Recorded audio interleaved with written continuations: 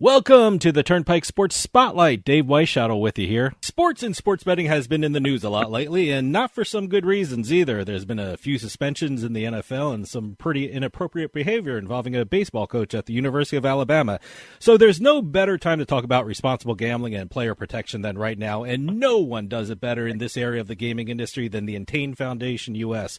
And right now we have two board members of this important organization with us. Martin Lycka is Senior Vice President for American Regulatory Affairs and Responsible Gambling for Entain, and Bill Pascrell III is a partner at the Princeton Public Affairs Group, which is the largest statewide lobbying firm in the U.S., and they are both on the phone right now. Martin and Bill, welcome back to the show. Always great talking to you guys.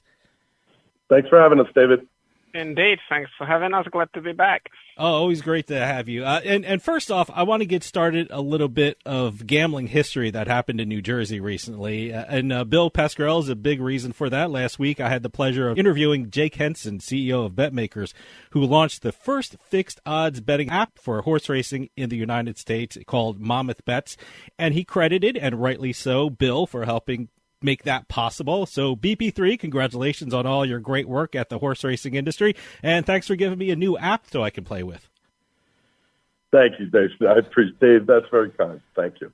Now, one of the questions I asked Jake last week is, could we have fixed odds in horse racing without the influence of sports betting in this country? And it's quite obvious to everyone that sports betting led the way for fixed odds in horse racing. So sports betting has really become an integral part of sports landscape, and responsible gambling is a very important part of that gambling industry. And the Entain Foundation US is doing incredible things in that area of the industry. Martin, remind everyone what the Entain Foundation US is and what it's doing for the sports betting industry. Well, thank you for your very kind words, as always. So I have the pleasure of serving with BP3 here, and also our other friend, the ex-Giant wide receiver, Amani Tuma, on the board of the Entain Foundation US, an organization that we launched, nearly 3 years ago. So perhaps that may call for celebration, but I shall digress. That's an internal one. And we've been touring the country, and we've been engaging with organizations, and I'll come back to them in a second, to promote the message of responsible gambling and consumer protection in the gambling industry. Yeah. I might have said it here before, but I still believe it's critically important, so I'll just say it again. In my view, without robust responsible gambling policies, tools, and protocols, the gambling industry would have an extremely difficult future, and we would struggle with sustaining ourselves in the long run.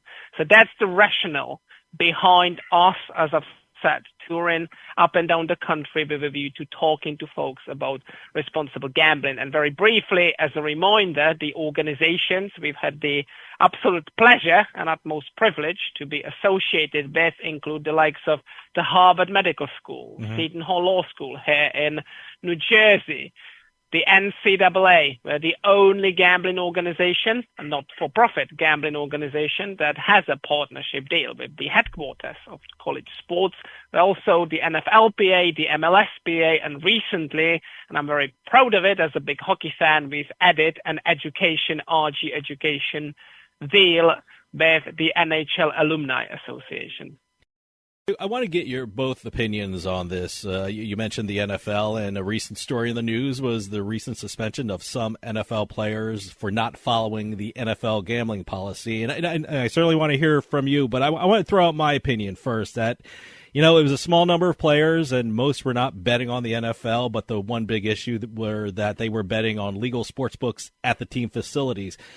Am I really wrong in saying it didn't become a really huge story because, number one, it was dealt with very quickly, and that the NFL has some pretty good programs regarding problem gambling and responsible gambling, and certainly Entain Foundation US works with the NFL Players Association for responsible gambling and player protection, what that leads to. Tell us about your work with the NFLPA and the guidance you provide with regard to responsible gambling. Bill, why don't you take that one first? Well, Martin, myself, and Amani have been a part of this collaborative organization, Entain Foundation US, and Entain's broader foundation globally.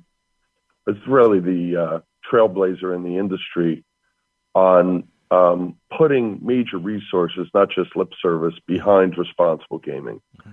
So, Amani and Martin have been working rigorously along with our partners from the UK, Epic Risk Management, which is a very great organization that talks about the lived experience in the locker room. And so what we believe we can make a difference in, supported significantly by Entain and Martin Litch's leadership, is to bring Epic into the locker rooms, both pro and collegiate, and more broadly into various demographic groups that are vulnerable to the vagaries of addictive gambling or problem gambling. So it's trying to prevent just the heartbreaking issues like, recently Calvin Ridley and the 5 NFL players who were suspended from the Lions and the Commanders, which are certainly easily avoidable. Sure. And I think the message is, because I'm sure we're going to get into this, Dave. You are a phenomenally experienced person in this space, more than most media organizations. You really know what you're talking about, and not scripted. So the ultimate question I'll throw out for fodder is the legalization of sports betting in America the leading to the progression of these incidences? And I would sort of say this: if it wasn't for the legalization of sports betting, we probably wouldn't even know that these incidences were taking place. Sure. And the fact that we're able to spot them, check them, and address them. And the Lions certainly took it very seriously, cutting the players. It's an utter disgrace and embarrassment. But you remember, you've talked to him. Amani Toomer said in the locker room, like, the first thing when he walked into Michigan's locker room that they talked about, but it wasn't an hour, 2-hour discussion. It was kind of like, just don't do this. Yeah. And that was over 20 years ago. Martin, how about you? What is your take on the suspensions in the NFL? Oh, just like Bill, I would like to applaud both the NFL and the NFLPA for having taken a swift and, in my view, right decision. At the same time, indeed, it's yet another tragic occurrence. Sure. They tacked it on the back of the markets, of the sports betting markets, having been regulated. So, in my view, it's a matter of further education, and indeed that's why we've been trying very hard to get into the locker rooms together with Epic Risk Management, with the lived experience program that is explicitly designed to talk to the players and their staff and even the loved ones, not about how to bet, but about the vagaries of betting. Sure. And that is the critical difference. So long story short, I believe going forward, we do, as an industry and as a society, we need more programs like that. And we do need all the leagues to continue stepping up, as they have done, their efforts to root out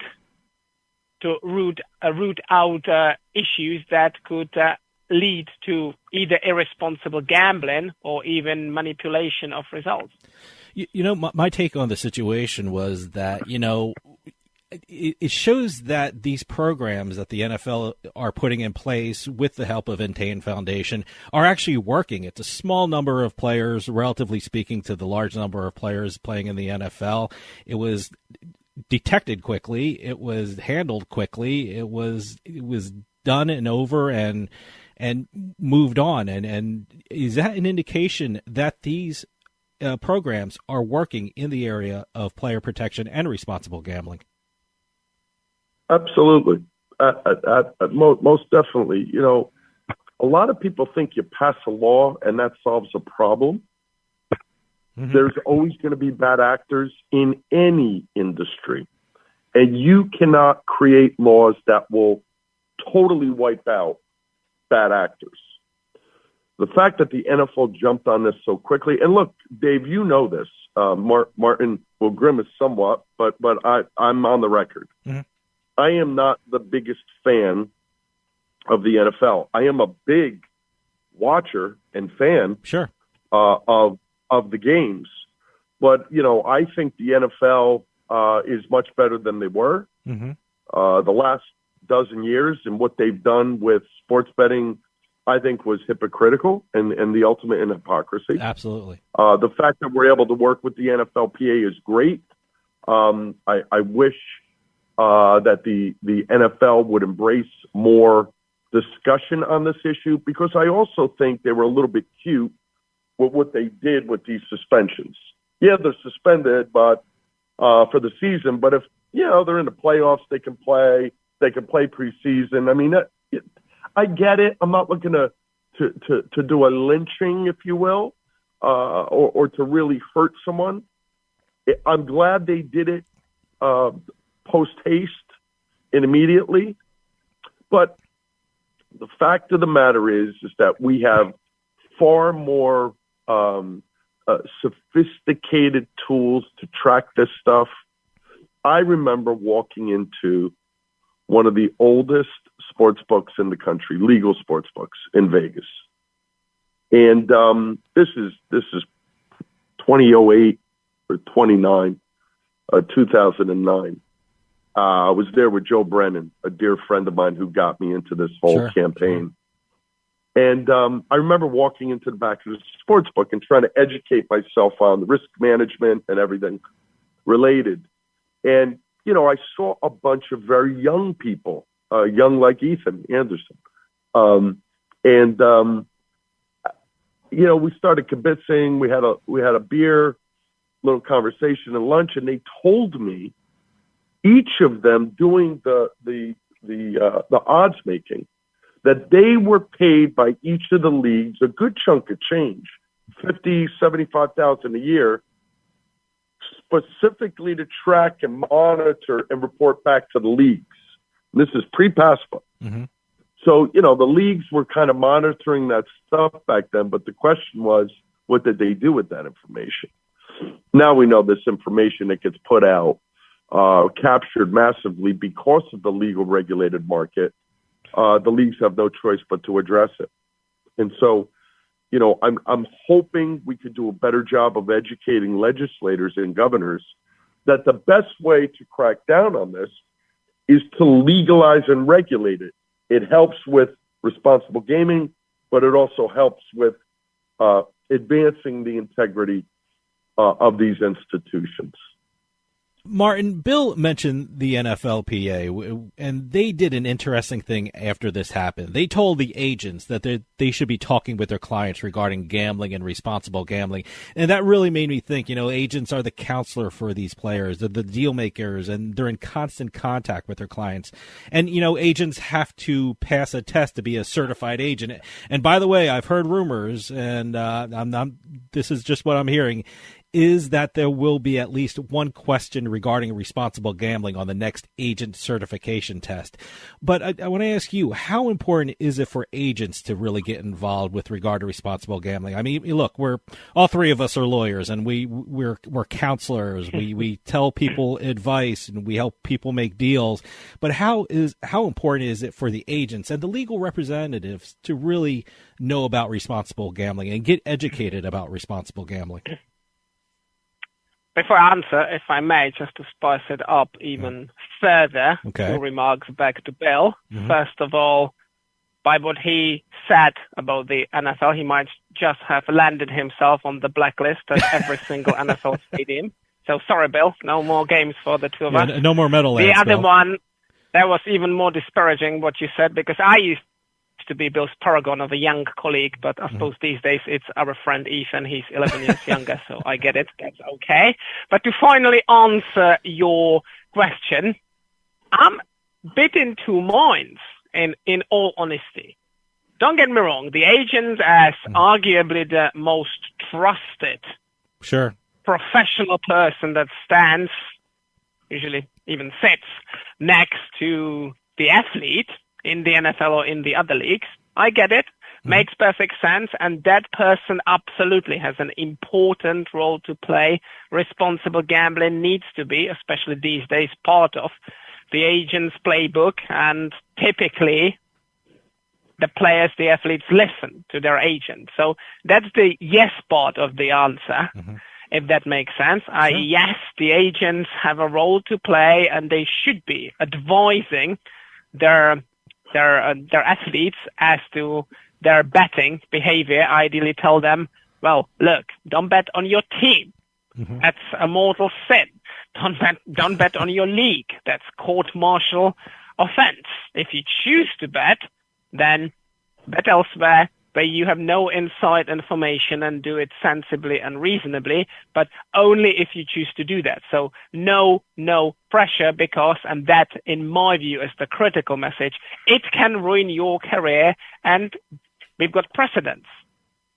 Those examples, they're not abounding. A few, because I agree, those programs that the Entain Foundation US and others have put in place are working. But as I've said, this, to my mind, is the most important message. Just, if you can avoid it, don't do it, because it can ruin your career. You may start with a flutter on the NBA or the NHL, but then you may be thinking that you've got the inside knowledge, you will start betting on the NFL. So that's the importance of the role of the agent.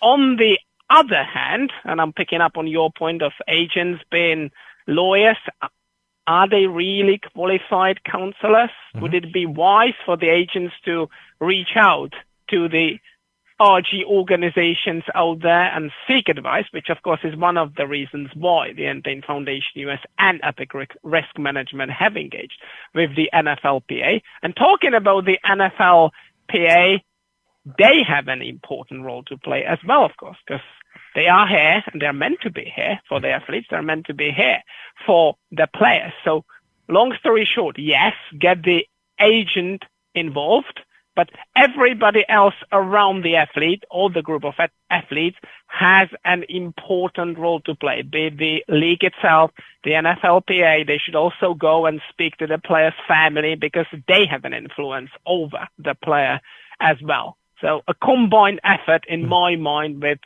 the agent or agents being just one cog in this whole machine that must be designed to protect the athletes. And of course, finally, and Bill hit the nail on the head, the industry has a role to play. We need to get even better in terms of delivering responsible gambling messages on our websites, and continue launching programs like those, RG programs like those that we've been talking about here today. Another big scandal that hit the news in the sports betting industry is what is happening with the University of Alabama baseball team. And by all reporting, it appears that the coach was involved. I should actually say former coach, because he was actually let go by the university because of this. And there are some investigations at the University of Cincinnati, Iowa, and Iowa State regarding sports betting. I want to get your both opinions on this. I mean, for any kind of inappropriate activity bothers me, but when a coach or their staff are involved, it makes it worse, because these are the people that players look up to and treat as mentors and treat as authority figures. When we talk about responsible gambling and when we talk about player protection, what should we be telling the coaches and their staff what is expected from them? We have to talk to everybody in the chain of command, from the players and the agents to the coaches and all the executive staff, because they're all contributors to the product that gets put out there. I am hopeful that we're going to be able to educate politicians across the country, both in regulated jurisdictions and in non-regulated. Because my biggest concern developing out of this college scandal, and I'm glad Alabama took it swiftly. I know the president of Alabama, he used to be in New Jersey. Oh, really? Okay. Many years ago. Yeah.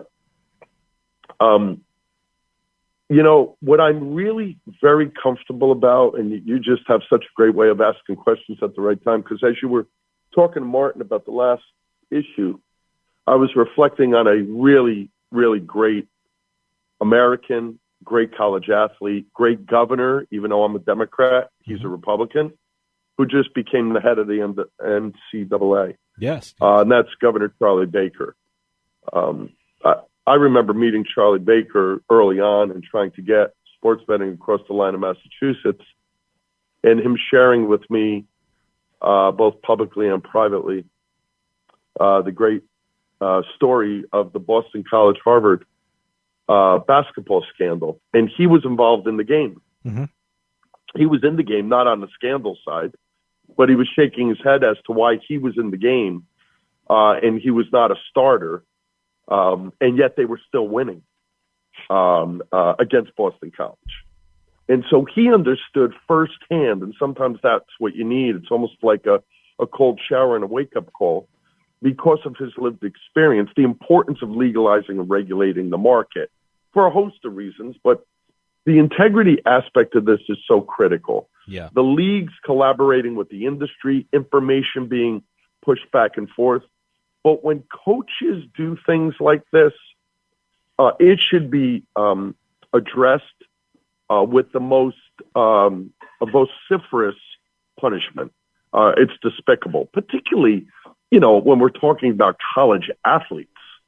So, again, I think we have a lot of work and responsibility in the industry, both, Martin and I and the Entain Foundation and all of our colleagues in the other operator organizations, to continue to promote this. It's like anything else. If left untethered, this is going to spin out of control and is only going to really hurt everyone, consumers, athletes, pro and collegiate, and the operators, who are all, trying to make a profit on the major investments they put into the industry in the United States. Martin, what is your take on the recent scandals in the NCAA? And I know the Entain Foundation is doing amazing things at the collegiate level. What are some of the programs that the Entain Foundation is doing with colleges and universities? Well, if I were Stephen A. Smith and this was one of the shouty ESPN shows, at the top of my lungs, I'd be yelling, it's a disgrace, it's a disgrace. And, well, it is. Because going back to our little chat about the role of the agent, we're talking about the coach here and the staff. These are meant to be people of trust, mentors to the athletes, and they're involved in getting them involved in a betting scandal. It is a disgrace, and indeed, as you both have pointed out, full praise to Alabama for having acted resolutely and swiftly, just like the NFL, with the NFL players. And it is a matter of education across the board. So not just the athletes, not just the loved ones, but also their staff, clearly the coaches, and even all the way up. And just like Bill, I'm delighted that Governor Baker's taken over the NCAA at the very top, because he will most definitely has already started doing it. He's been in the job for some 3 months, I believe. Yeah. He's already setting the tone. So there's a message coming from the very top. And then to your question, there are the likes of the Entain Foundation US, supported by Epic Risk Management, who are making their little, but hopefully not insignificant, contribution to these efforts. So literally the program revolves around recovered gambling addicts who, by implication, have their own lived experience. Most of them, if not all of them, are former athletes, so they can relate to the audience in the room, typically a group of athletes or their staff. And then, of course, the audience can relate back to the presenter, and they share their life story and use that life story as an example of what went wrong. Typically, the initial trigger might be depression resulting from the fact that they were underperforming, or they were no longer starters, or they just, or it's the other way around with the same result. They tried their hand with gambling, not even on their sport.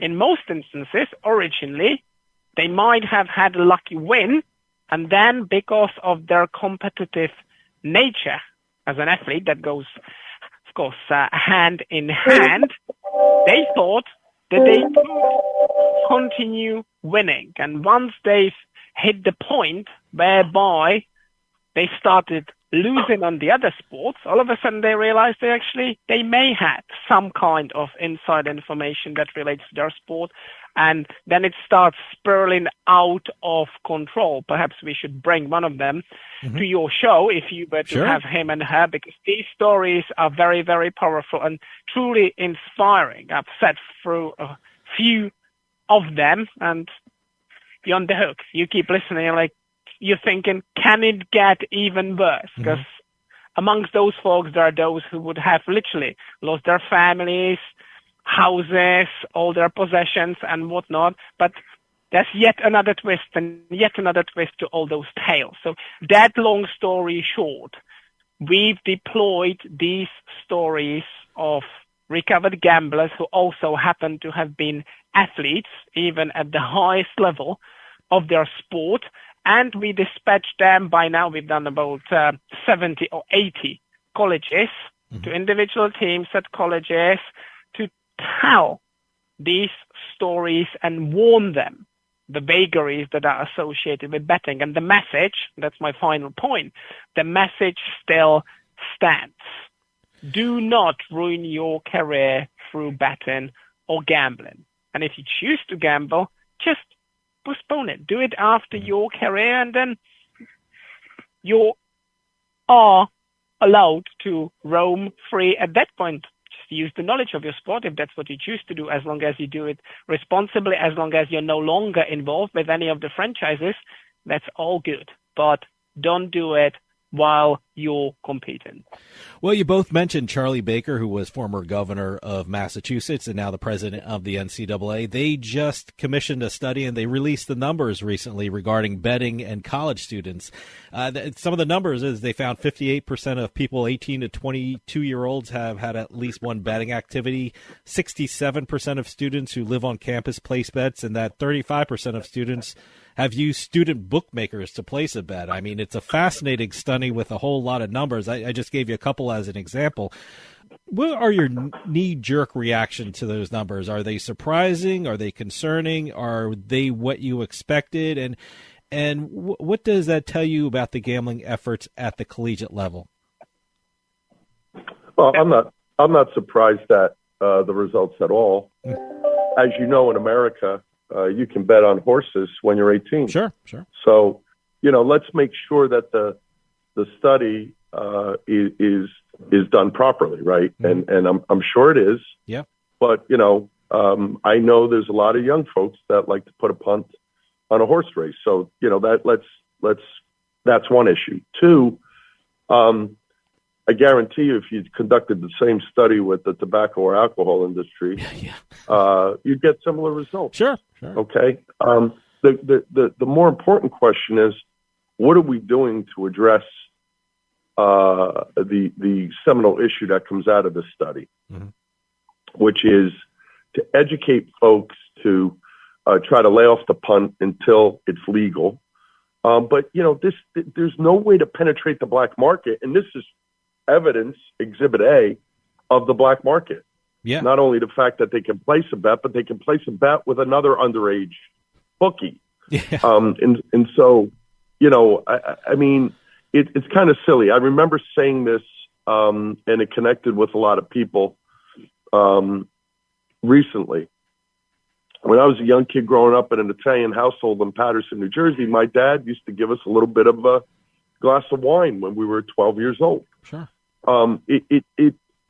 I didn't realize he was educating me at the time because, by the time I reached, an age where I was in college and drinking, I wasn't off the rails like a lot of my fellow classmates were because they had never had a drink. And listen, it's part of the American culture. You're placing a punt every Saturday afternoon on Sunday games, every Friday afternoon on the Saturday college games. It's a part of the culture, particularly in the state of Massachusetts, where there's bookies on every corner. Yeah. The question becomes, how do we use this data to better inform ourselves and use research-based data in terms of how we craft our education to college students? Martin, how about you? Are these some of the numbers that you expected from this survey from the NCAA regarding students and gambling? Well, Bill's done a great job contextualizing the study.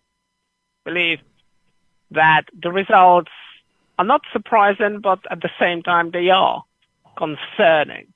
So it's needless to say that not every single state in this country has regulated sports betting, because it is their choice, but if they ultimately choose not to regulate, they would still need to deploy resource and effort to combat illegal bookmaking. So it's not as though they could down all the tools if the decision of the legislature is not to regulate. But ideally, I don't expect all the 50 states to regulate, I suppose, mainly for cultural and religious reasons. And some of them, that there will be a high number. So what I'm trying to say is that is helping. Then collectively, I mean, the regulators, the enforcement authorities, and the industry, the onus is on that group to take steps to drive out the black market. In particular, well, all black market operators, but the special focus, heightened focus, needs to be on those that outside, to Bill's point, outside of horse racing, are foolish enough, and of course it's all illegal, to be offering bets or betting opportunities to underage folks. So those who are under 21, of course, with Kentucky, a few other states being the possible exception where sports betting will be allowed for those who are 18 plus. So that is the second step that needs to be taken. And the third step, and yet again, it goes back to education. You know, it extends to all the issues that the industry has lately faced in connection with advertising, i.e. the way that we project ourselves out there. Now, clamping down on advertising, perhaps. Now, on the volume, it's getting annoying. If the messages are misleading, that's not kosher either. You know, putting in place blanket bans would be equally counterproductive. So the final point is this: advertising and any other education campaigns serve the critical role of allowing the folks out there to distinguish between the licensed and the unlicensed industry, which ultimately helps drive out illegal market. And very, very final point, and that relates to commercial partnerships, rather ill-considered commercial partnerships that some of the industry members have struck with a few colleges out there. It's very clear that across the industry, there's largely consensus that these partnerships are not acceptable because they clearly target a demographic that is under 21 years of age. Sadly, there are a few rotten apples in that barrel, but I'm just hopeful that as an industry, we'll get aligned and we'll get this sorted, with the message being that commercial partnerships with colleges, for all the reasons we've discussed today, are, or at least should be, a massive no-no. Martin, you hit on one of the biggest issues I've been hearing about lately. I mean, the big issue about responsible gambling I'm hearing a lot about is the messaging from the professional leagues and the colleges, especially when it comes to advertising. You hit the nail on the head. I mean, I've talked to State Senator John Ford from Indiana. I've had discussions with Delegate Sean Flaherty from West Virginia, and they brought up concerns about advertising and consumer protection. I mean, I work up in Massachusetts as well, and the Gaming Commission there is having issues with the big BetMGM logo on the green monster at Fenway Park, and a lot of people are wondering if that's appropriate. What should be the messaging from the professional leagues and the NCAA about responsible gambling? Because they're reaching young people who will eventually play in the professional leagues and the NCAA. What should these leagues be telling people, especially young people? Bill, why don't you take that one first? Well, listen, I believe that everybody has fantastic concerns here. But I think the direction of the concern can be better focused. Where's the outrage about the big Budweiser sign in Yankee Stadium? Sure. I mean, come on. So, I mean, like, I don't quite fully understand it. I think instead of talking about bans, which I'm never a fan of in any industry, banning things just push people to the black market. We have to talk about all the positives that have been developed, and there are many, by virtue of legal, regulated sports betting in America. We've just celebrated our 5-year anniversary, as you know, on May 14th. And we also have to talk about how to use better the operator experience and resources to more effectively promote RG, so that although Martin and Entain are diamonds in the rough, so that everybody else is following the trailblazing leadership of Martin and Entain and not looking to just check the box to put a 1-800 number on. I mean, I know while I was watching the pregame last night that was a god-awful game. I thought it would have been a much better game. But by the way, both the NBA and the NHL were terrible games. What awful Game 7 games.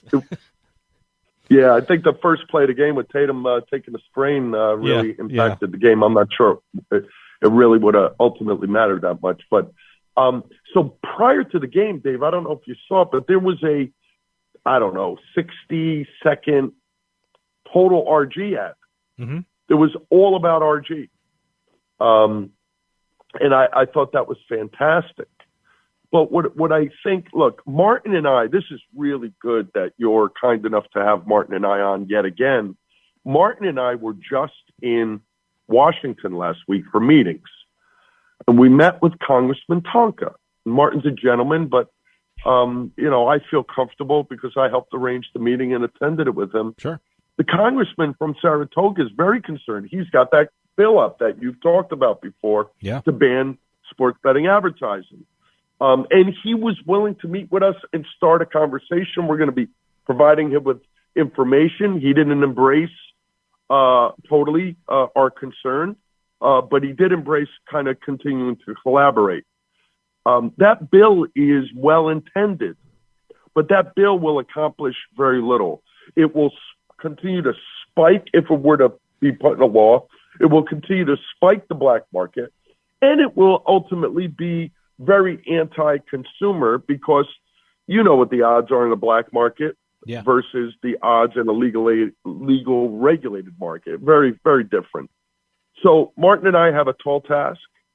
The industry is continuing to work thanks to Martin's leadership, and 9 of the top 10 operators are now embracing Martin's 12 principles, which he's worked on very, very hard and hasn't taken any credit for because he's a gentleman. But, I think we're starting to see a little bit of movement on our side, the operator side. And I think they realize there's a lot of work to do. And you can't blame people, particularly politicians and regulators, for doing what they're doing because we haven't done a good job at educating before we've advocated. Martin, how about you? What do you want to hear from the professional leagues and the NCAA in terms of responsible gambling, especially when talking about advertising? Well, Bill talked about an advert in the pregame. Would be great if they could bump it up to the live coverage. And in some instances, they have done it, but to give you two other examples, this year's Super Bowl, there was an RG advert in the run-up to the game, but perhaps I missed it, but there didn't seem to be one during the game. Or during the season, I was in the Garden for a Rangers game, and the AGAs have a game plan program popped up on the screen. And again, I'm sitting there. I was delighted to see it, and Entain endorsed it amongst many other organizations. But then I realized that there was 45 minutes before the game, and the place was literally empty. I was there early because I brought my parents with me, so I wanted to, as a good son, hopefully, wanted to make sure that they're all comfortable, and we sat down, but the place was empty. So the bottom line being that nobody got to see the message. So I think that would be an excellent start. And overall, and going back to advertising, to be fair to BetMGM, I'm not saying that only because Entain, for sake of full transparency and disclosure, owns 50% of that business. They have made a commitment to prominently display responsible gambling messages throughout their advertising, and they've been doing that. I'm hopeful that the other operators will follow that lead, but that is the key message, advertising, and that's why, at least to some extent, Bill and I were singing from the same hymn sheet when we talked to Representative Tonko. We are concerned as well. We see a different solution to the same problem, but advertising, besides, of course, being the perfect channel to promote the product itself, can also serve as the perfect channel to promote the social aspects of it. That's dedicated responsible gambling adverts, as I've said, at the right time, prominent responsible gambling messages in the adverts that promote products, plus, to the other point, when it comes to the likes of the helplines, and that's what, hope I'm not giving too much away, but it is a fact, that's what Representative Tonko was concerned about as well. The helplines are there, but they are understaffed and underfunded, and they need to be fixed. So it's not only about displaying some information in the advert. If there's no effect to rely on that information, that is not great in itself either. I want to hit on something that just happened recently, and Martin, you mentioned it a few minutes ago. The Entain Foundation US just partnered with the National Hockey League Alumni Association. Tell us something about that deal. What is Entain Foundation US doing with the NHL Alumni Association? So I've been a hockey head, if that's even an English word, all my life. My dad used to play for his college team in the Czech Republic, where I'm originally from, and where I'm from, ice hockey is borderline religion, and your social status depends on how well you can ice skate. So that's the context, and that's why I was delighted when I was introduced to the NHL alumni, led by the 94 Stanley Cup champion, Mr. Glenn Healy, and we started talking, and it turned out that these guys are more than prepared to throw all their weight behind responsible gambling programs and responsible gambling messaging, both sides of the border, Canada and the US.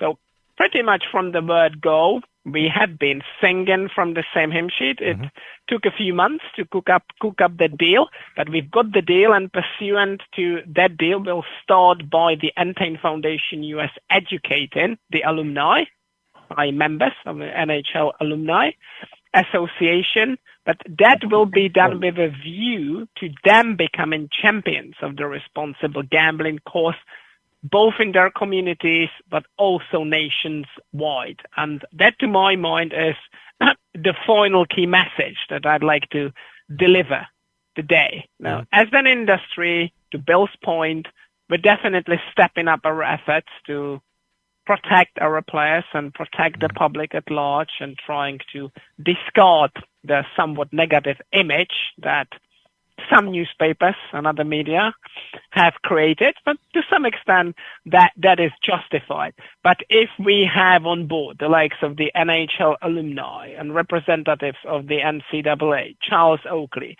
Armani Tuma, the Manning brothers, the public will listen and the public will learn. So that is what I have baked into the deal with the NHL Alumni Association, and that's what it's designed to achieve.